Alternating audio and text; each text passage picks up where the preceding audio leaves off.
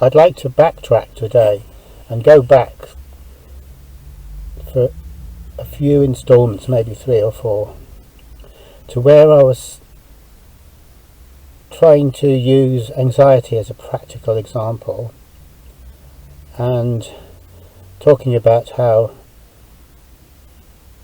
we would work with anxiety in a negative way rather than a positive way. Anxiety we could describe as saying that we could describe it by saying it's a form of dysfunctional fixing. We're trying to solve problems the whole time, and hand in hand with trying to solve problems means that we're anticipating problems, and a problem's only a problem anyway, only if it needs to be solved. So solving problems and problems is the same thing, really. If we perceived difficulties, we wouldn't be trying to solve them, but because they're actually constructed by the mind in terms of a problem, that automatically means we just absolutely have to fix it.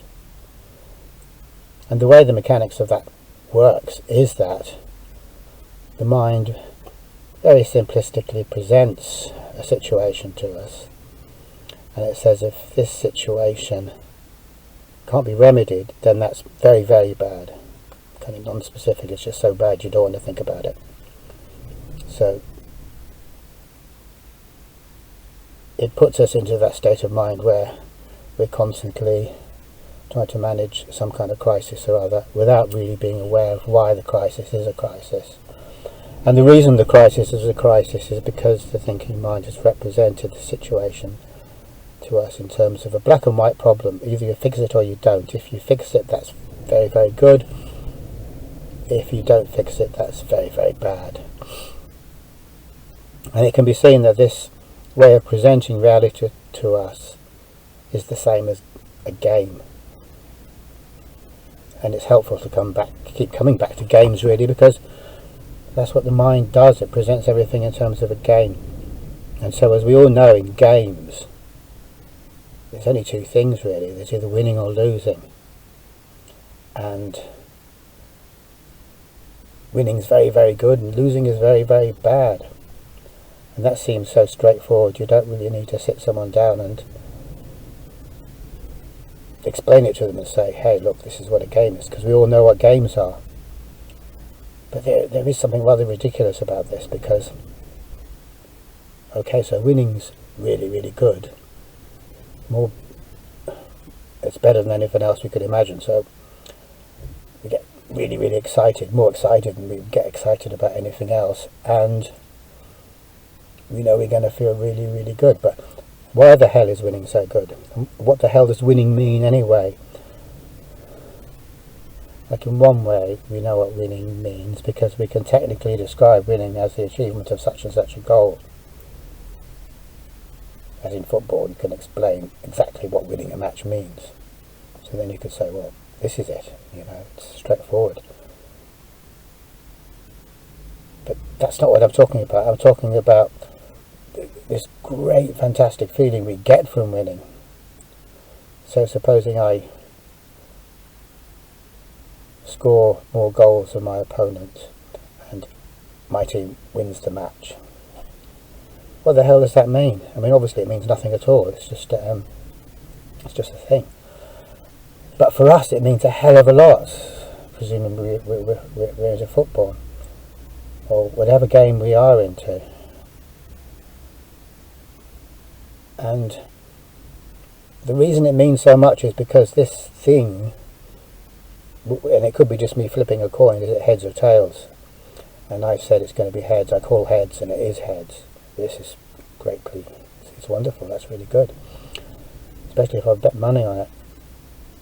But what winning symbolises, it symbolises something, and it symbolises effective control, mastery. And why the reason that is good is because control or mastery means that my sense of perceived self-efficacy goes through the roof. And that's good because I get a sense of security in an intrinsically or inherently uncertain or insecure universe. So these are tricks we play in order to kid ourselves on some, not on a conscious level, but on an unconscious level, that we're in control and we feel good because we're denying insecurity or radical uncertainty by playing these trivial games.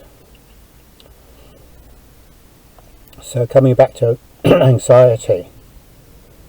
Now, in games on a whole, it kind of works for us because we get to feel secure. It's like, will we get it right or will we get it wrong? And if we get it right, that's great. And there's a possibility of getting it right. And games also spill over into belief systems. Religions, for example. Most religions, although their origin isn't as a game, they turn into games because we love games and because we're addicted to security. And so we use the religion, which wasn't originally, the idea of religions isn't to provide human beings with security. But they can be taken that way very easily. So if I follow a particular religion, and a particular religion that specifies what I have to do in order to be living correctly, and I do that, then I feel that I'm doing it right, and that's equivalent to winning. And if I do it right and I do all the right things, then that means I'm going to go to heaven, and that really is winning. So I want to win. So what I'm really doing, I've got two alternatives. One's good, one's bad, one's right, one's wrong. And I'm using that framework in order to engineer a situation where I can feel secure, or feel justified, or feel right, that I'm doing the right thing. Now, anxiety isn't any different because it's a game too, but we could say that anxiety is where the game backfires on me. Because the reason we're keen on games is because we want the security of reformulating everything in this very black and white, well-defined package. But in anxiety, it turns against me because all I'm ever confronted with is the possibility of things going wrong. And as I said, games have the two things of winning or losing. And even though in anxiety I don't go around thinking, oh, I'm going to lose, I do think it's going to go wrong. Or I do feel as if it's going to go wrong. And if I feel it's going to go wrong, that means obviously I believe in right and wrong. Which is entirely a projection. There's no right and wrong in the universe. Human beings do that. Like Adam Watts says, there's no right way for a cloud to be. There's no wrong way for a cloud to be. And the universe is exactly like a cloud. Maybe it is a big cloud. You could say it's a cloud. And there's no right way or no wrong way because that's not what it's about. It's not a game. But in anxiety, everything is very much a matter of getting it right and not getting it wrong. And because the game is turned around on us, instead of giving us security, it's chipping away at our, it's giving us insecurity. It's chipping away at our perceived self-efficacy until we haven't got any perceived efficacy. We have none. We're running on empty as far as perceived self-efficacy goes, and that's a bumpy ride. It's a bumpy ride because when we make, and it's not that we deliberately set out to do this, when we make life all about purposefulness is a game because you obtain your purpose or you don't. And if you do obtain your purpose, you feel good because that's good. So when we make everything about purposefulness, we let ourselves in for this possibility that everything can go wrong.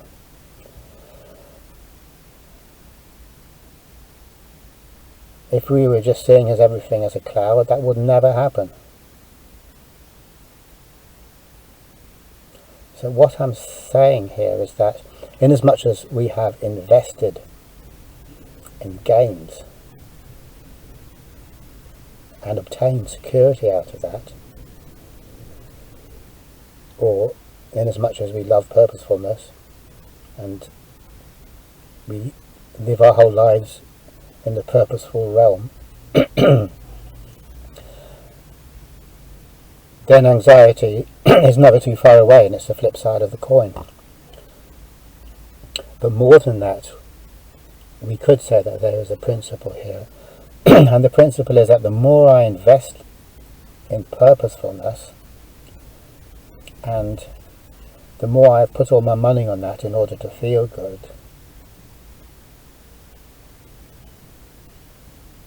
the more I am, in order to get out of this whole thing, the more I'm going to have to pay off in the form of dysphoria, which is feeling bad, not feeling good. So things balance out. If I utilize a trick in order to feel good, because it is a trick, it's not genuine feeling good, and it can't, because there's no such thing as genuine security. So the feeling good I get out of thinking that I'm secure is phony. It's made up. It's not worth the paper it's printed on. So inasmuch as I have made everything all about purposefulness, and inasmuch as I have obtained a sense of security from that, which we all have, we're all going around, everyone you meet on the street, they're going around with this feeling of security they get from living in the purposeful realm and seeing themselves as purposeful agents with perceived self-efficacy. That that sense of well-being, or sense of everything being okay, has to be paid back at some point. Now, I know it's possible to argue that and point at people and say, well, look at that fella, he's been like that his whole life and he never seems to have paid it back. What do you mean, he's still taking money out of the bank and he's never had to pay it back? And that it certainly seems to be the case that not everyone gets anxious or depressed, or not everyone visibly seems to be suffering the backlash. But leaving that aside for one moment, if we're talking about anxiety, it's still helpful to look at anxiety as a kind of a payback time. And that could be taken the wrong way, as if to think, well, you deserve to be anxious because look what you did. You know, you've invested in this stupid trick and now you're anxious, so tough, suck it up. Which is a punishing way of expressing that same idea. And there's always a punishing way of expressing everything, I suppose. But the non-punishing way is to say, it's not that there's anything intrinsically wrong with you, it's just that we've taken out a loan and we have to pay it back, and then when we've paid it back, that'll be fine, because we've paid it back, so that'll be great. So if we look at things that way, we're relating to the anxiety in a different way than we would in the traditional Western way, which is to look upon it as a pathology. I mean, we don't look upon ontological security as a pathology, so why should we look upon the flip side of ontological security as a pathology? We can't have it both ways. Though that seems to be a point we're very obstinately refusing to get. So if we look at anxiety, if I look at anxiety as a pathology and I'm anxious, that doubles my suffering, as I have said before. It's meaningless pain, it's meaningless suffering, there's something wrong with me, wrong with my brain, wrong with my thinking, whatever. And that perception that there's something wrong with me or wrong with my brain or wrong with the way that I'm thinking, it adds to the underlying feeling in anxiety, which is I'm a kind of a failed person, or my perceived self-efficacy is crap, it's rubbish. And if I identify with the perceived self-efficacy, because that's all I am. If my perceived self-efficacy is good, then I'm good. If it's crap, then I'm crap. But actually, perceived self-efficacy is an illusion, and it's not who I am. So it has nothing to do with me, really, whether I have good perceived self-efficacy or not.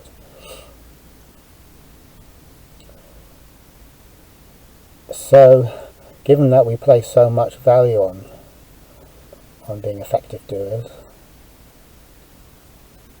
when doubt and doubt that we can do things creeps in, that completely wipes us out as a person, because I know I'm saying this for the 10th time, because we place so much stock on being successful or effective doers. And as a culture we do. We always are going on about it, ad nauseam, goals and all that kind of crap. So the two ways of relating to the suffering that I'm going through, when that suffering is anxiety, one is to pathologize it, and that kind of means that the suffering I'm going through is meaningless. It's just suffering because something randomly went wrong. And the other way of seeing it is saying, well, it's a necessary thing, it's part of the balance, and it's meaningful, it means something. And actually, by paying back the bank, as I said a minute ago, that's good, because it means I'll be able to walk free and not have to worry anymore. So this is equivalent to the Buddhist idea of joyful suffering, which does seem like a bit of a contradiction in terms. But in the West we consider suffering a meaningless error that must be got rid of if at all possible, and if we're unfortunate enough not to be able to get rid of it, there is zero value in the suffering, absolutely zero value, which means that if I'm suffering it and there's zero value in it, that's another form of suffering as well. But in terms of the joyful suffering paradigm, it's part of a process that's freeing me. And even though I cannot see it at the moment, and I certainly can't feel it, because I'm not pathologizing it, and because I do have this way of looking at it, my suffering is meaningful to me, and it's not negating me, and I can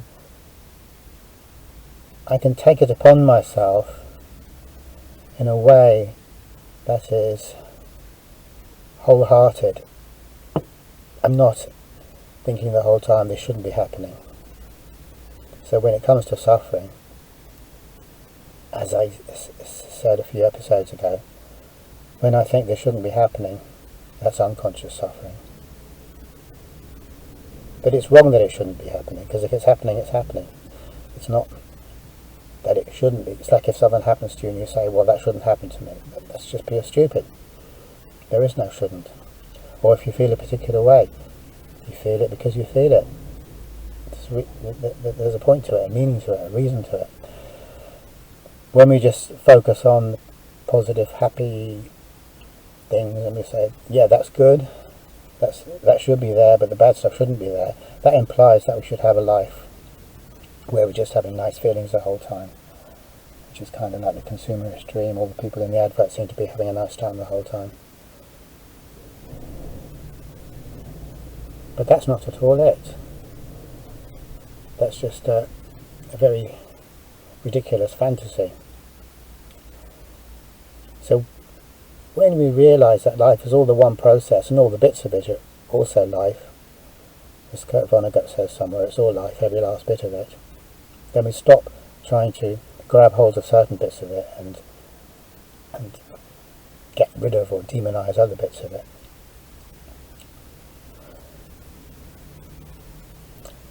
So coming back to anxiety as a practical example,